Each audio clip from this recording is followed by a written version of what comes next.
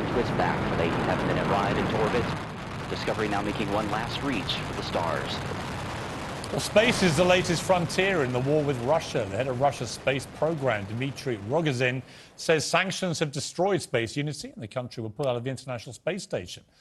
Well, I'm delighted to say the former NASA astronaut and retired US Navy Captain Scott Kelly joins me now. So good to have you on the show, Scott. Lovely to talk to you again. How are you? I'm good, Piers. Thanks for having me. Just quickly, what impact does this have, if anything, Russia pulling out of the space station like this? Well, it would have a significant impact to the International Space Station program. Russia is one of the critical partners. The space station is something I think that people look up to as an example of international cooperation. NASA relies on Russia. Russia relies on NASA to operate and maintain the space station. So if they were to just suddenly leave, it would create some significant problems in continuing to operate. You have been quite vocal about what's been going on with this. There's a sort of ongoing debate, isn't there, about what we do with Russian individuals in sport, in culture, and so on. I mean, is there an argument for the global community to simply outlaw Russian space programs, Russian cosmonauts, and so on?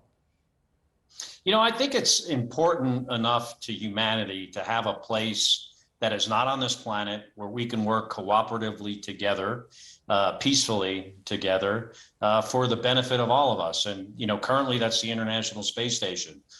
And, you know, this cooperation started at the end of the Cold War. It's been very successful. I hope we can continue to maintain this cooperation for those reasons, and you know, also because I have a lot of friends in Russia that work for the space station program, Roscosmos. Many of them are very good people, but you know, I think at some point, I don't think we're there yet, but I do think at some point, you know, based on Russia's behavior and what they may or may not do, that we could get to the point where you know, terrestrial politics does you know, supersede this important cooperation in space. Geopolitically, I mean, there are things that Russia could do that I think we could say, you know, enough is enough, like you said.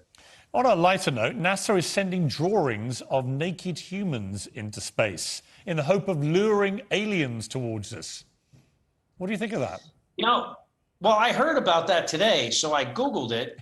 And what it looks like to me is just something very similar to like that golden plaque kind of thing that was put on the Voyager spacecraft, you know, things that we've left maybe on the moon, on, you know, the bottom of the lunar lander, you know, we came in peace for all mankind, to show like certain things that demonstrate, you know, what humans are, you know, what their appearance is. It didn't seem to me like it was sending like, you know, naughty images into space, as you would say in Britain. I have got a picture, actually, of myself in a very substantive burger commercial a few years ago, which I think could be just what we need to attract aliens to this planet. Or it might, of course, have the complete opposite effect. I'm not sure if you can see the horrifying picture that's on the screen right now, Scott, but it would be enough to put any alien off. Yeah, I can't see it, but if I could imagine it, it would probably repel any alien invaders. Scott, before I let you go, do you have a great unfulfilled dream? I mean, your extraordinary career you've had, including, of course, going to space. Do you have a dream left?